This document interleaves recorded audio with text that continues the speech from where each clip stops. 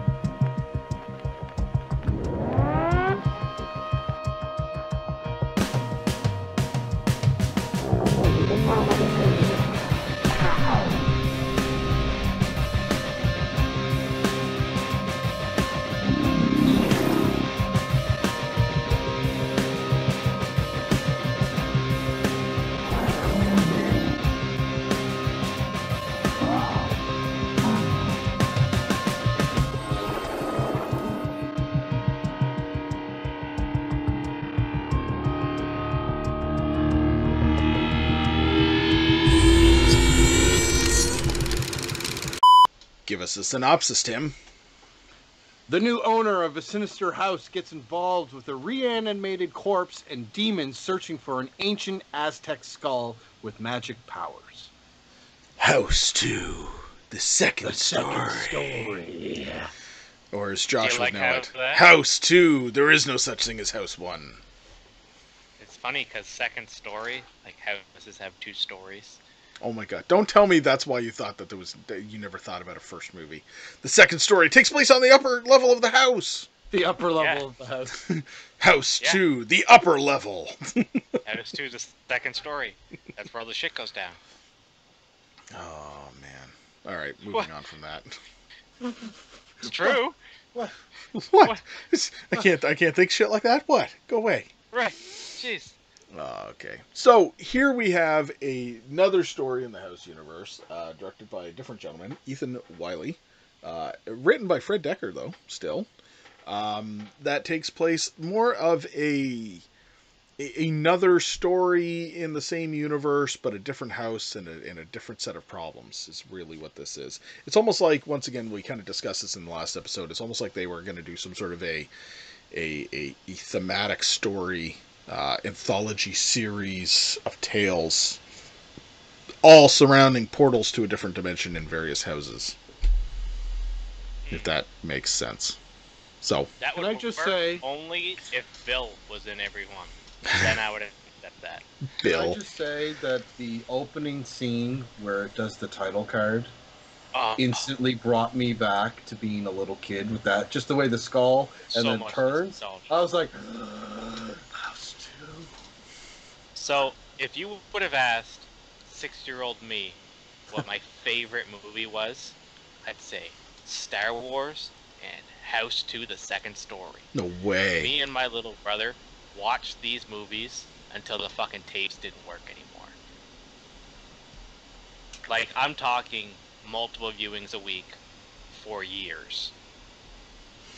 I can see that. When I was younger, I guarantee I watched part 2 a lot more than I watched part 1. But I knew that part 1 existed. Nope. Not even going to play onto that one, are you? And Nope. my copy of House 2 was bootlegged, and it was probably on another tape with a couple other horror movies. But I'd always watch House 2. Yep. Same. The second story. Second story level of the house. 2. Oh man, what have I got myself into tonight? Okay. So here we have an entirely different story set in the world of the House movies. That has nothing to do with Roger Cobb and the greatest American hero that he is. It has everything to do now with a different set of problems, having to do with a much different... What? I like what you did there. Oh, the greatest American hero. I like it. I like it. So here we actually have the story basically of Jesse, who basically gets this house as it was kind of like left to him by. It was originally like his parents' house, and they died mysteriously. And he gets the house when he's older, and he moves in, and it's an interesting house. Like, and we said this in kind of the last episode. Is like I really like the house from the first one, but this one is like a true movie set house because of it's the like an Aztec temple. It's kind of weird.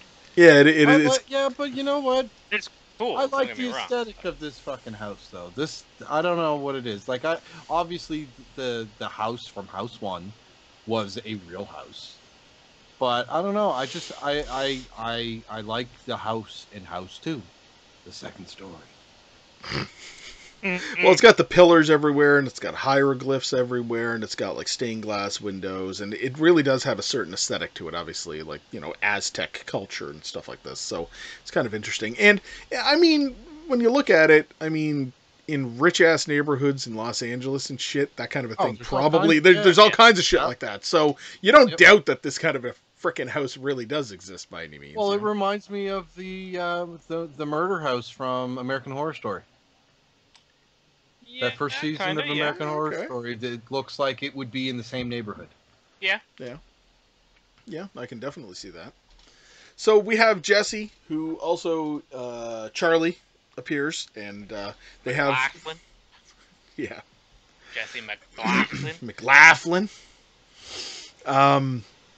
So here we have the fact that he's basically trying to start his life, and then Charlie comes around, and he's got his girl with him, and life is just gonna change forever at this point. What a scamp that Charlie is, I tell you what. What a scamp! Oh yeah, getting old Jesse McLaughlin in all kinds of trouble over the years, I'm sure. Jesse and Charlie. Yep. When they get together, they start going through the house for different items, and they come across the family photos, and they start piecing together the fact that this crystal skull existed, and most likely was, part of the whole idea behind the thematic look of the house and what was going on, and the fact that it was probably buried with their great-great-grandfather. Jesse So- McLaughlin. Jesse McLaughlin. So they decide to dig him up because they figure that due to if the information's correct, that that skull would be there. It's probably worth a lot of money, regardless if it Now, really I does have fucking powers or love not. this movie, but I gotta talk about this for a sec. They make the Uh-oh. jump from fucking looking in a book and a couple of photos to grave robbing pretty quick. Yeah, there's not a lot of like extra thought It into that. escalated very quickly. It's like, Yeah. wow, that did get out of hand pretty quick. It's like, I wonder if it's in his grave. Let's find out. Charlie's like, that's crazy. I got a pickaxe and a shovel right here. It's funny because when I used to go, when I was in school, I used to go to the library. I used to look for that book that fucking Jesse had of the Crystal Skulls, because it's a real book. Oh, now I need to get that book. Yeah, I tried to find it I never I'm found gonna it. get it. What is it called? Gonna have to look that up a little later for sure. Okay, so things start to escalate pretty quick because when they dig up the grave of Gramps, as he likes to be called, Mysteries of Ancient Mexico. This was called. You. that's the name of the book. They dig up the grave of Gramps, and Gramps just so happens to be alive. He's undead. He's been basically living in the ground with this crystal skull keeping him alive this whole time. And the adventures get even sillier at this point because they teach Gramps to drive, they get drunk with him, and creatures and people start coming out of the woodwork all throughout the house because the crystal skull beckons to them. They want the skull for various reasons. Everybody with a different reason, apparently. No, that's just a That's fucking life, man. skull. It's life. That's I'm life. sure all three of us would have different fucking intentions with that crystal skull. Are you sure? Yes. A lot Okay. of he gets in the hands of bad people, bad stuff happens. That's right. That's what Gramps says. All right. So, characters. Gramps. Go. Can't just jump to Gramps. We gotta Gramps. talk about Jesse first. Okay, Fuck we'll talk. Jesse McLaughlin. McLaughlin. McLaughlin Jr., who he's named after, by the way, Jesse and Jesse. He mentions that once or 27 times in the movie. Exactly why I said it. He's like, I'm named after you. Don't kill me. You know, it's like this whole thing, right? I gotta admit, he's like probably like one of the weakest characters in the movie for me. Your voice went really high. You're gonna admit. But Jesse McLaughlin Jr. is like, I don't know, he's like the weakest character in this movie for me. I don't know. Yeah. He like when I go to watch this movie, and I haven't watched it in a little bit now myself, probably close to 10 years, the same as when I had watched the first one. I went back into this going, oh yeah, like the next William Katt type character, you know what I mean? And I gotta admit, he kind of pales in comparison to what William Katt did as Roger Cobb. Do you want to know who he reminded me of? Who? And it's so weird because William Katt was the original Luke Skywalker, but Jesse reminds me of Luke Skywalker from A New Hope. Like just this kind of like fucking Just whiny a kid plucked out. Yeah. Plucked Like out of the... But he's not even a kid in this movie. He's supposed to No, be but like he had a very childlike kind of fucking like attitude. Yeah. I know he's Yeah. but like he just I don't know, there was just something about him that kind of reminded me of Luke Skywalker from A New Hope. Like just this I don't know. Inexperienced You know in what life. would be great? If this was the first of a series and we get to see his story arc develop over years. Okay, I get what Let you're it saying. go, You're just, Josh. Let it go. Let it go. Let it go. But then we have the opposite of Jesse. We have Charlie. Who's fun as shit in this movie. He's my favorite. You're right. Out of the two of them, he's definitely a better character by all means. You know, he comes in and he's drunk when you first see him, and he's bellowing out happy birthday stories, and he's basically, he pokes Jesse to get him to do stuff. Jesse eventually takes charge on the situation, but Charlie's there to get him into trouble. Yeah. And I don't think Charlie would be as good if Jesse wasn't there to juxtapose him. Yeah, like, Jesse true. has to be the straight shooter. Yeah. Charlie's the one that gets him into these situations. Like, I don't think Jesse went and dug up Gramps by himself. He would have just been there looking at his books and say, yeah, fuck, I bet you that's in there. I wonder. Yeah. Yeah. And then Charlie was like, let's just fucking check it. No way they went. Party! Like, you reckon that skull's worth millions? Millions. Let's go. Yep, that's right.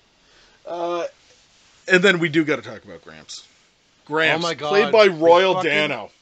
His fucking like opening scene of like the hand coming out of the fucking like it was like great horror, right? Like just vintage fucking the mummy hand, it's all wrapped, and like he got out and he got that fucking like really scary fucking mask, but you don't know it's a With the mask. glowing eyes. Fucking, We couldn't even watch that scene when we were kids. We're like, oh, that's the scary scenes coming up. Turn your head. and Gramps then is like just scary looking. he takes it off, and you're like, oh, he's actually kind of there's Gramps. He's kind of nice. And he's got the old gold digger, speech to him, right? hat, Prospect. stuff. But he's got like the whole speech to him too. It's, well, you know, there, boy. It's kind of funny. But Gramps is a great character. He's a well fleshed out character in this one, which is good because You're right. He's an architect, a cowboy, an adventurer, a little bit of everything, and an he becomes Aztec. and he becomes like one of the main characters pretty quick in the movie, and is a big proponent as to the reason why the Crystal Skull needs to be kept safe, because they want to keep Gramps around. So they need to keep him alive, obviously. So they got to make sure that the Crystal Skull stays safe. But I like he's got a worldly experience to him, because obviously he's all of these things, like you said, Josh. But he's also a very much so, his adventurer side comes out, like when Charlie's teaching him how to drive. You know, he's got that fearless attitude to him, right? And he's sitting under the tree getting drunk with him. And he's like, "You're drunk, boy!" And it's just like it's fun. You know what I mean? Like he's a good character to play off of them for everything that's in there. And he's also a loving character, which is kind of funny because he's a bit of a hard ass, but then he realizes these are his boys. This is his family. So he's got a lot of love for them. You know what I mean? And the love kind of goes a little bit further when he gets the Pugapillar or fucking Puppapillar or whatever or whatever the hell it is later on. That's his baby now, right? It's hilarious. Love that little fucking caterpillar thing. It's hilarious. Looks just like my dog. For the release of this film, they had like full-size Puppapillars in theaters, in Crystal Skulls in theaters. So there's some of those floating around somewhere. Nice. Josh will find them. Josh will find one of those. Should totally make one. Nice. Then we obviously have Bill. I got to talk about Bill. I don't care because there's other characters and people that are kind of marked above him, but Bill is my highlight in this damn movie because it is such a weird character that's just shoehorned into the situation for all the right reasons. Bill is the electrician that they bring in. And he starts pulling away at the electrical wires, and he unveils what appears to be a portal to another dimension. But instead of being scared, like a normal electrician would, and be like, "Fuck, this house is not right," he's like, "Oh, yeah, seen this before. Portal to the other dimension. Yeah." But the best part is that the whole time that he's talking to Jesse and them at first, though, he's like a sleazy car salesman, though, right? He's like, "Yeah, here's the situation. You gotta understand. This is the problem that we're dealing with, and I can't guarantee this, and I can't do that."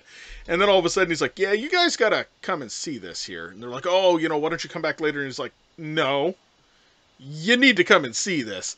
He's like, "Yeah, there you go. You got a portal to the other dimension there in your wall." And it's just nonchalantly he throws it out. And it's just amazing the way that he delivers that. Well, he brings his tool case in, and he opens up his special drawer of tools, and there's his sword. his adventuring sword. And he even goes as far as having, like, the ball of twine stuck on, like, the little teeth of the gate. And it's, like, following them in so that they know how to get their way back out. So he's a professional adventurer. He's a professional adventurer. And the best part is the fact that he makes comment to the fact that this is not his first one. So he's seen this before. I wish someone fan-edited Bill into a plethora of fantasy films. Just want Bill to appear. Just cause. I'd like to see him in pretty much anything. Just have him waltz in. Yep, I'm Bill the Just appears in Indiana Jones all of a sudden. Yeah. Bill the Adventurer. Yep. But the best part is about this, the Ratzenberger's got like a very distinctive voice in Hollywood. You know what I mean? I mean, he's done so much voiceover work after Cheers and everything else too, right? So just hearing him go on is just funny as hell anyway.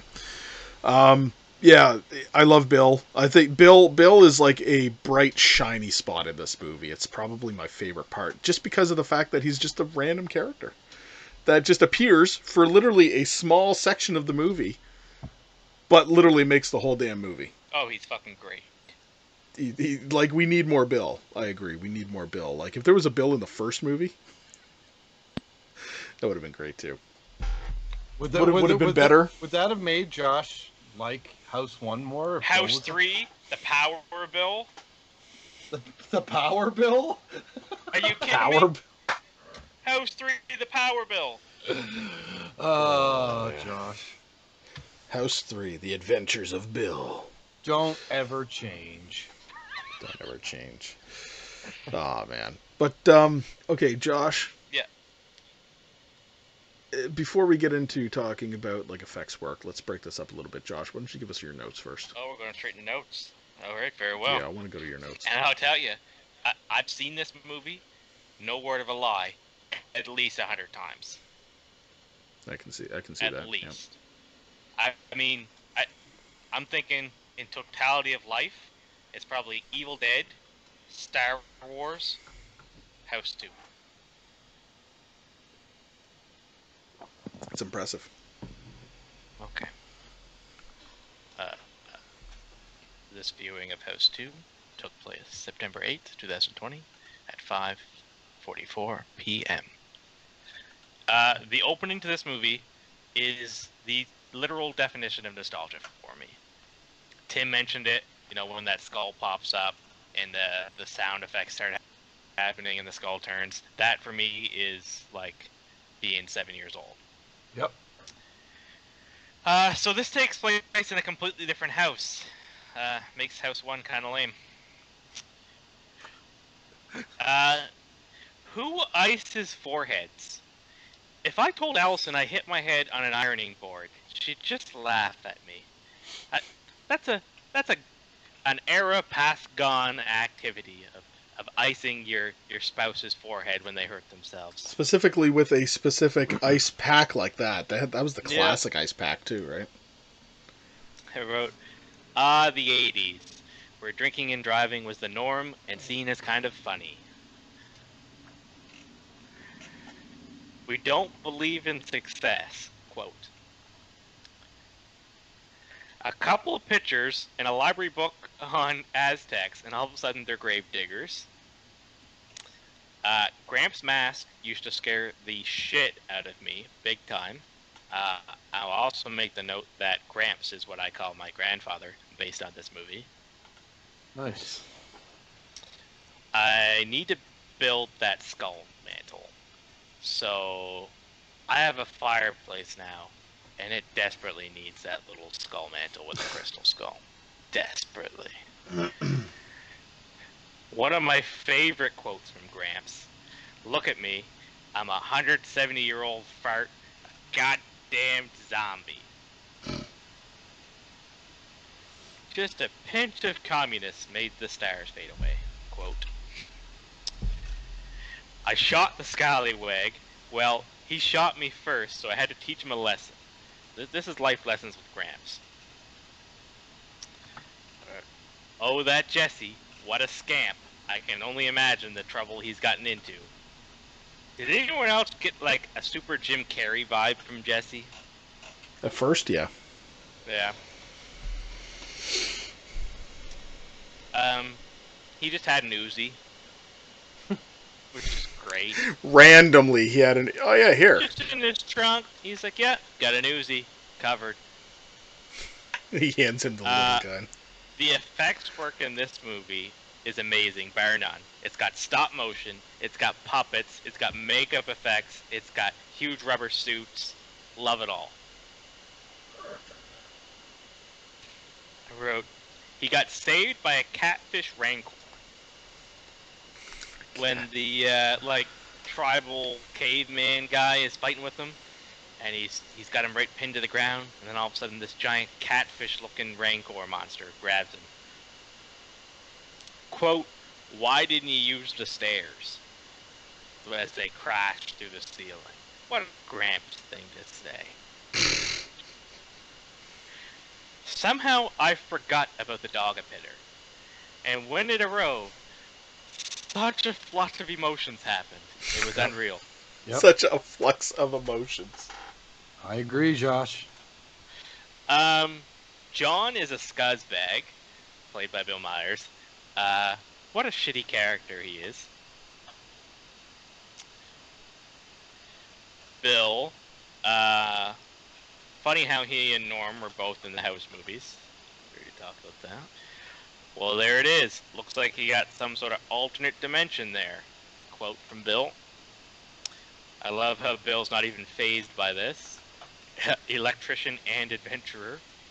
Slim Razor. Such a badass name. Such a badass character. He is the greatest.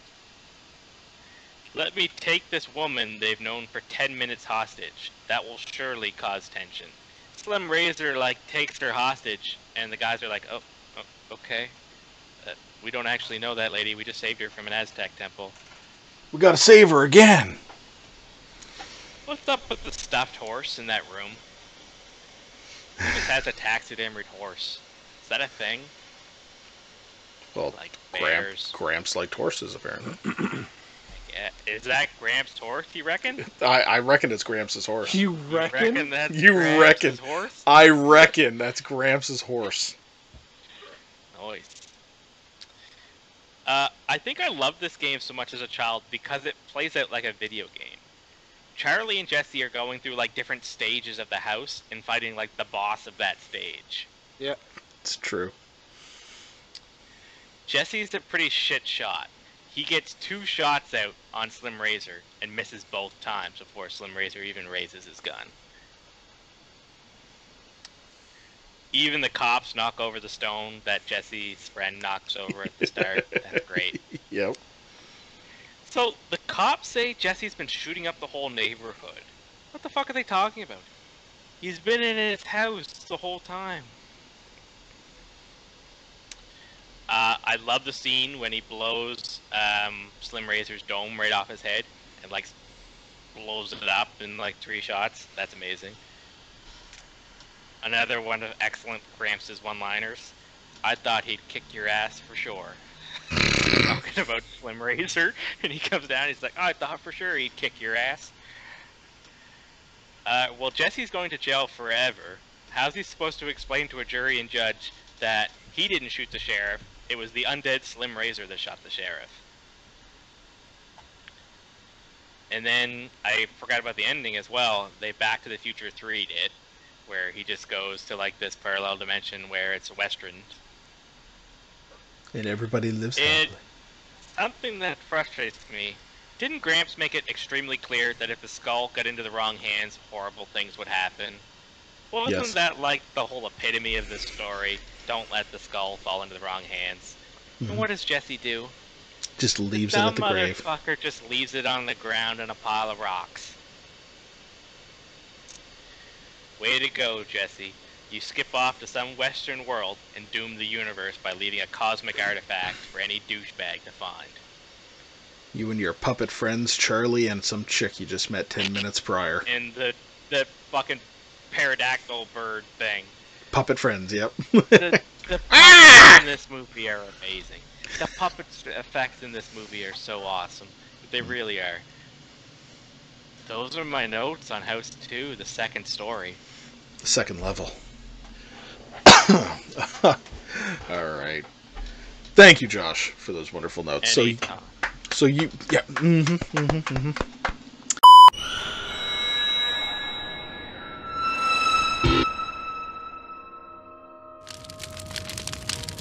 Greetings from Tromaville. I'm Lloyd Kaufman, president of Troma Entertainment and creator of the Toxic Avenger. You know, folks, when we're not making those great movies like Tromeo and Juliet and Return to Nukamai, aka Volume 2, the Troma team and I like to kick back and listen to They Cast from the Coast. They Cast from the Coast is really the best entertainment, the best education, and the best emotional liberation that Lloyd Kaufman can possibly experience. Thank you.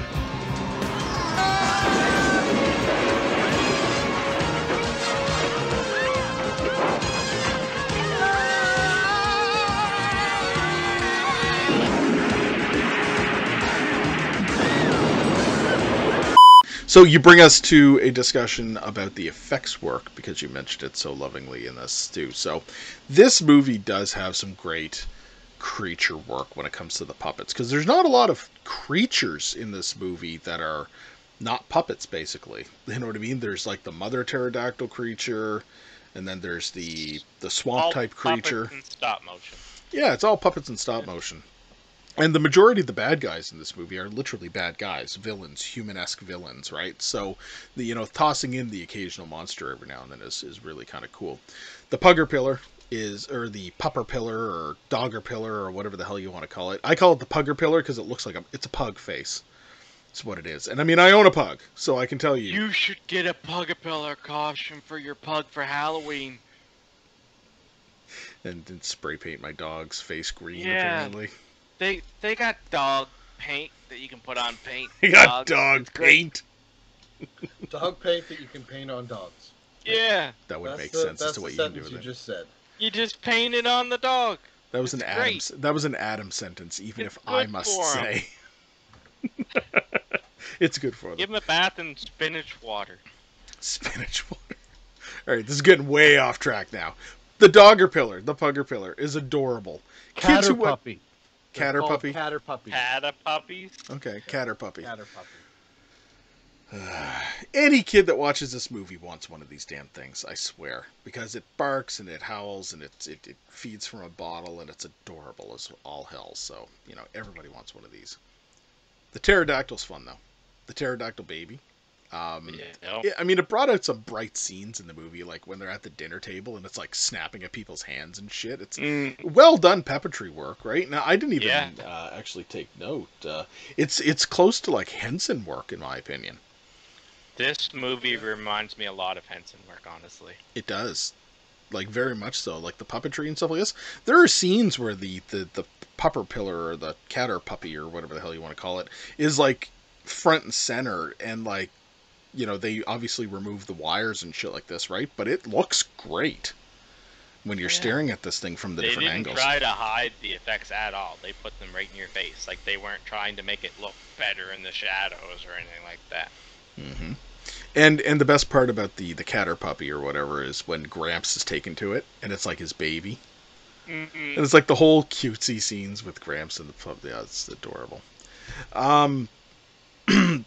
The rest of the effects work in this movie, it's basically set design, is what it really comes down to. Like, you've got like some of the the weapon work and stuff like this that they do with the Aztec type characters and the general costumes, because there's a Halloween party at one point and everything else. But the set designs in this movie are really well done. The house itself, like I said at the very beginning of this, is one huge set.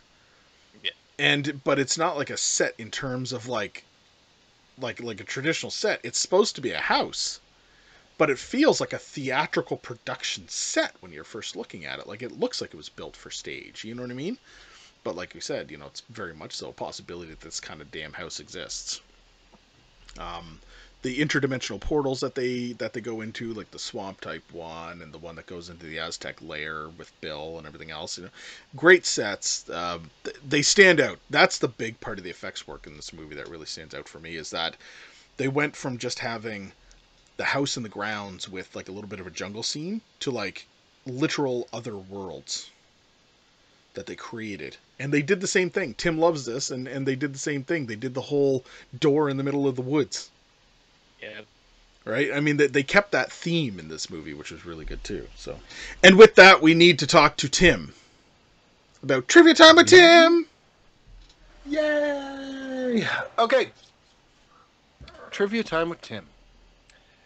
Okay, to aid the promotion of this movie, a number of giveaway items were sent to theaters. Josh, these included Crystal Skulls, Crystal Skull nightlights. What? And Catter Puppy figurines. That's so cool. Yeah. Do you think Royal when Dano, Aaron's all done, Adam, What? Adam, What? do you think when Aaron's not so busy, he can make us some upper pillars? Catter pupper? Catter Puppy. Catter Puppy. Propellers, pups, Santa dogs.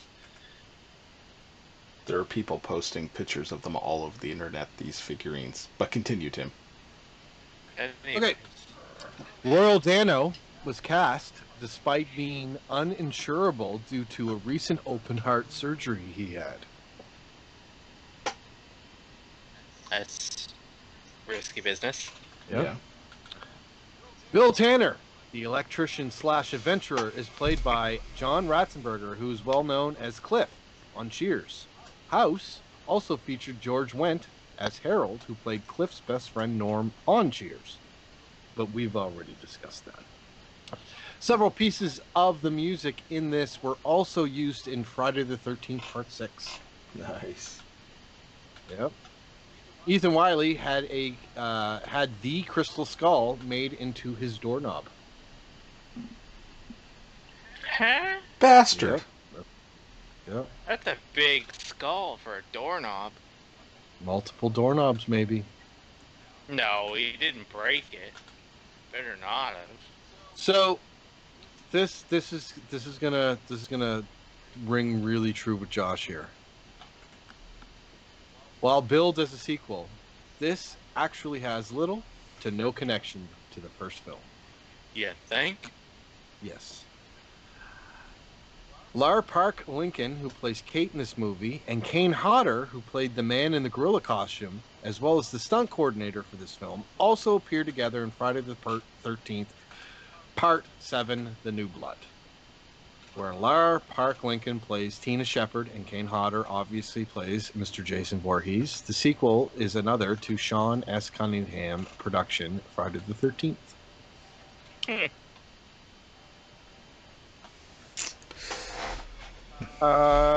This obviously is a much lighter film in tone to its predecessor. House 2 was given a PG-13 rating. The original was rated R. I'm okay with that. Ethan Wiley had 2 weeks to write this screenplay.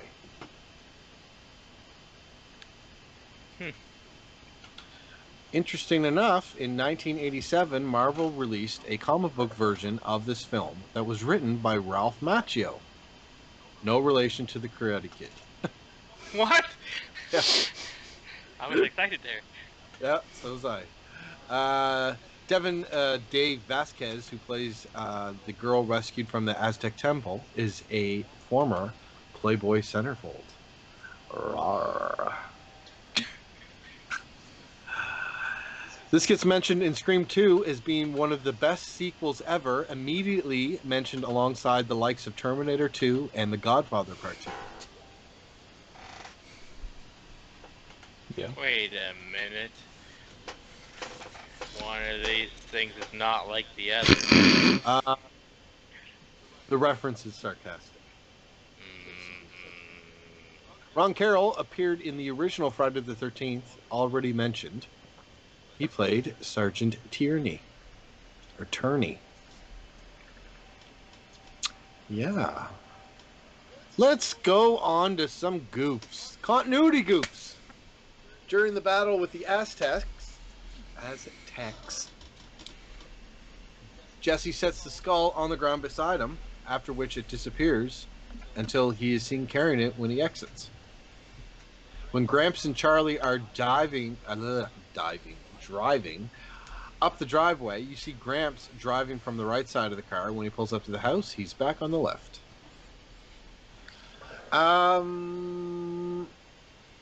So when Gramp turns off the TV, the entire crew is reflected in it.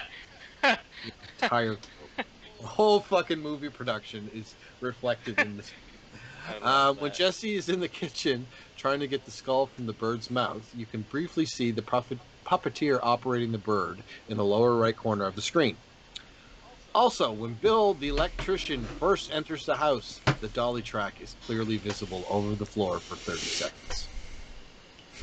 Factual errors. Charlie says his Uzi is semi-automatic, yet it shoots like a fully automatic.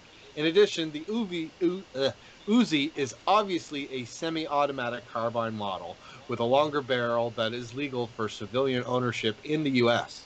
It is a felony for a civilian to own a full auto gun without having a federal license for each such gun. And then revealing mistakes. After Gramps feeds the worm dog, cat or puppy, whatever, a bottle of beer, he tells the animal to go off and play while turning him to the floor. It's when you can see the obvious arm of the puppeteer clothed in the same cloth as Grandpa's blanket that he is using. Aww. That's fun. Trivia time and goof time. Trivia time, goof time, Tim! Guitar outro. Excellent. Thank you, Tim. Actually, you want to know what? I'm going to honestly work up a jingle that can play so we don't have to sing it anymore. Okay. For trivia time with Tim. I'm just gonna put it. 101 episode, kids. I'm gonna do it. Gonna do it. He's full of shit. And I'll just have it like set up as a jingle in the system here, so that when I'm like, you know what time it is, guys, and I'll like hit the button, and it'll be like, you know, like the way that they do it on the radio stations. Trivia time with Tim. Yep. Oh man. All right, gentlemen. Okay, so I really want to get down to the brass tacks here and talk about our final thoughts on this movie as well as rate the movie. So I'm going to go first tonight, by the way. I was just going to suggest that because I don't want to go first. Because Tim wants to share the same sentiments as me. So Yes. okay, so taking a look at this movie, I have a lot of the same feelings as Josh when it comes to the way that this movie Did you see how he shares the affected- same How sentiments? did you share the same sentiments before we've given our sentiments? how this affected me as a kid. I was drawn more to this movie when I was young. I really did like the first one, but I was drawn more to this movie. This movie's fun.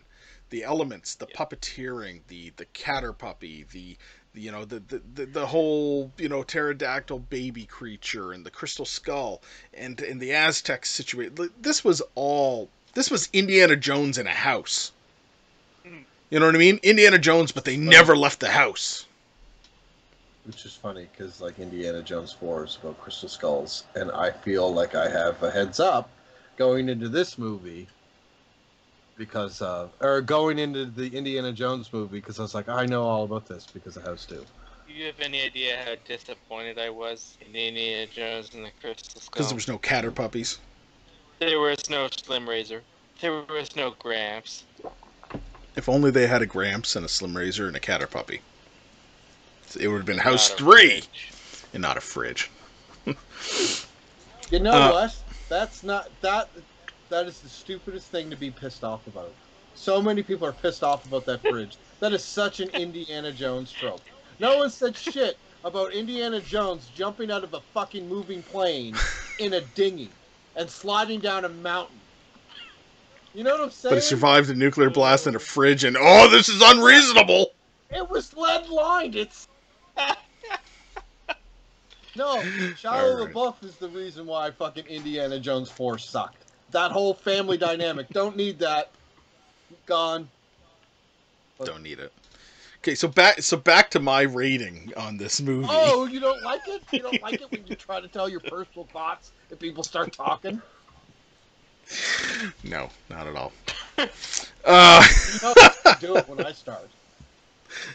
No! Shifty-eyed.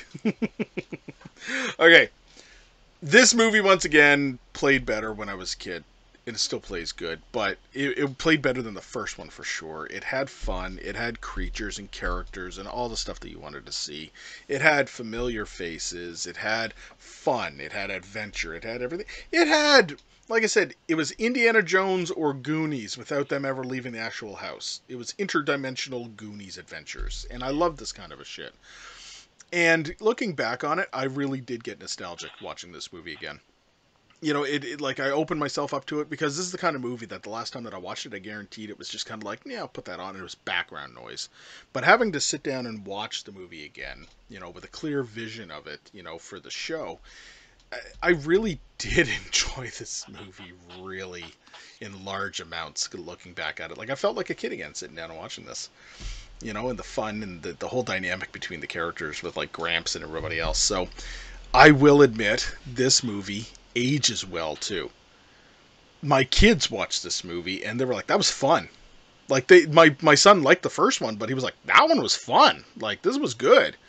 And you know, that kind of really does tell you too, because for a movie of this age to hold up and you know, to be liked by another generation of moviegoers really kind of says something about it too, right? So with that, I'm actually going to give this movie an R for recommended. Nice. Josh, Yes. please proceed. I fucking love this movie. I love this movie so much. I just don't even know what to even say other than I love this movie. It gets an X for me. It's the greatest. I love it so much. I've seen it hundreds of times. No, don't shake your head at me. Did you say you've given this movie an X without much else to say? X, triple X, X, X, X, the XXX, right on the top shelf there. It's one of my favorite movies. Seen it hundreds of times. It's great. Want a Crystal Skull. Slim Razors. Way cooler than Big Ben. Enough said. Tim, go ahead. That was possibly my favorite Josh review ever. I don't think he got that excited talking about Evil Dead or Evil Dead 2. Because Evil Dead is a franchise of awesomeness that everybody knows. This movie, it's like this little shiny turd in the closet of cat turds. Okay. It's great. And it's That's a great. terrible, terrible way to describe it, but okay.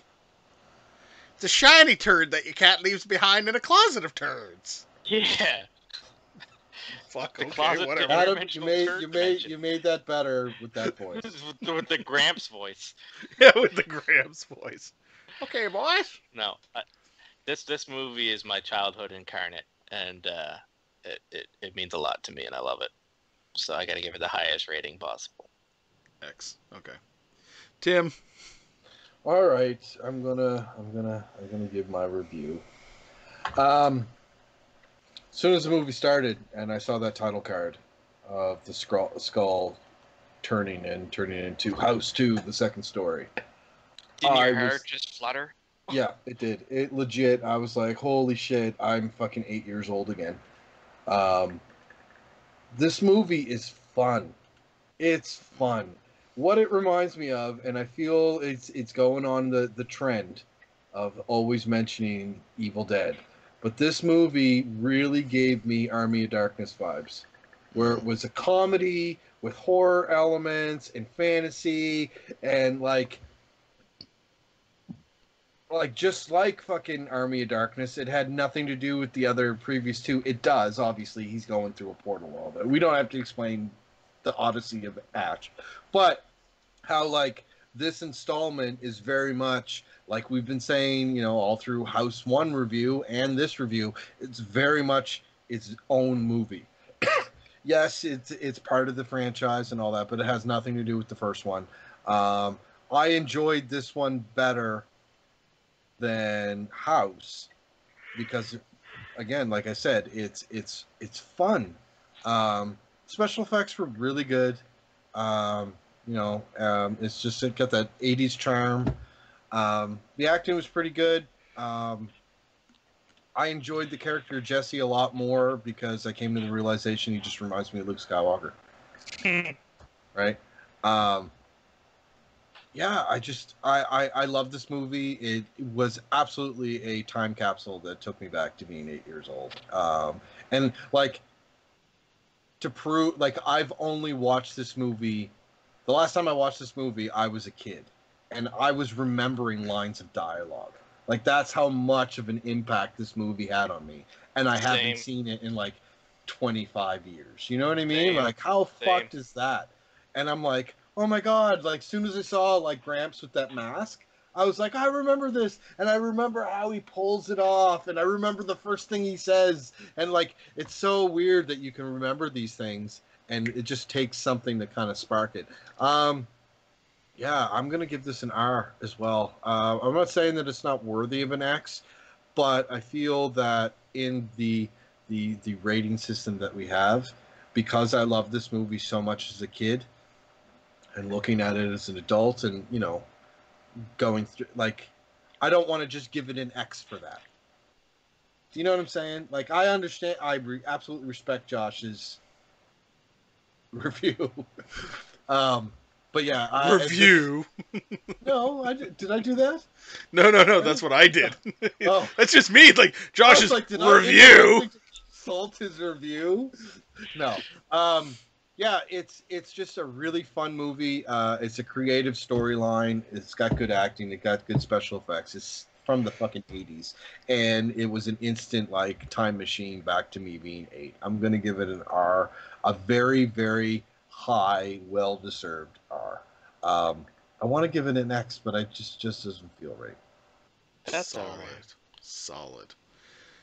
Well, that's great, man. I mean, it is a fun movie, and it's one of those movies that I'm going to throw it out there for people who might not have ever seen it. It is one of those movies that's kind of fallen into obscurity. So kind of like what Josh said earlier, it all has to do with the fact that everybody knows the Evil Dead movies. And people might even know House, but do they know House 2? And the I fun thought that I is was going House to 2. get shit for bringing up Army of Darkness. No.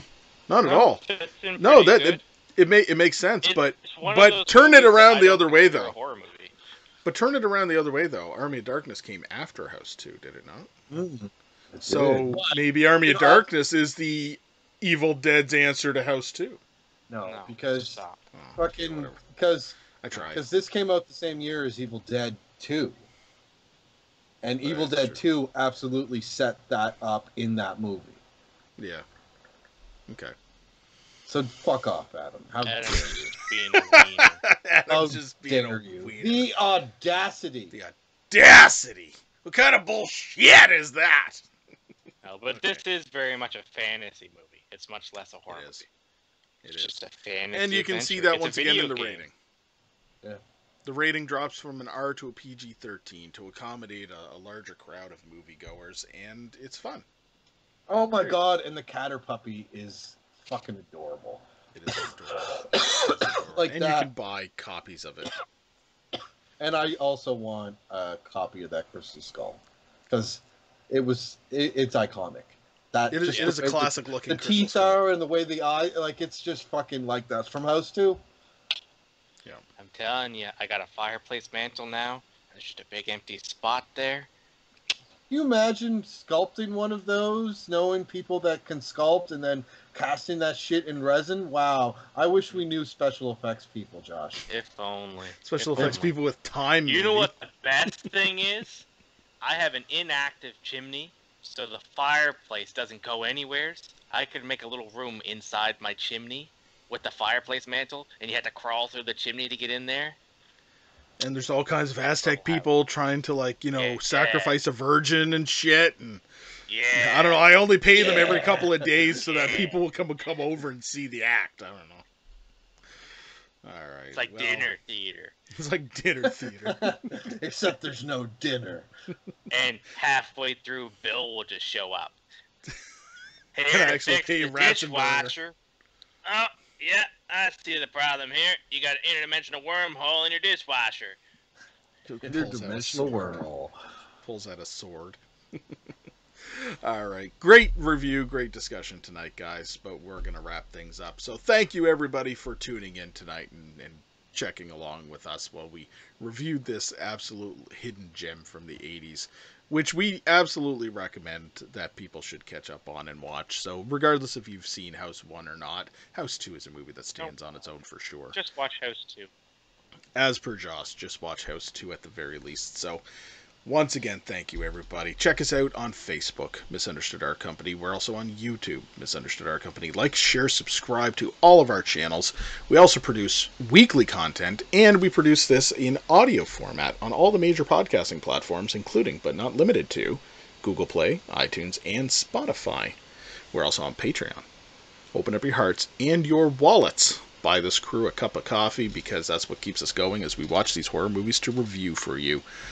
And until next It's time. all for you. It's all for you. It's all for you. And until next time, Josh. I'm a goddamn zombie. Tim. Stay safe, stay spooky. See you next time, everybody. Good night.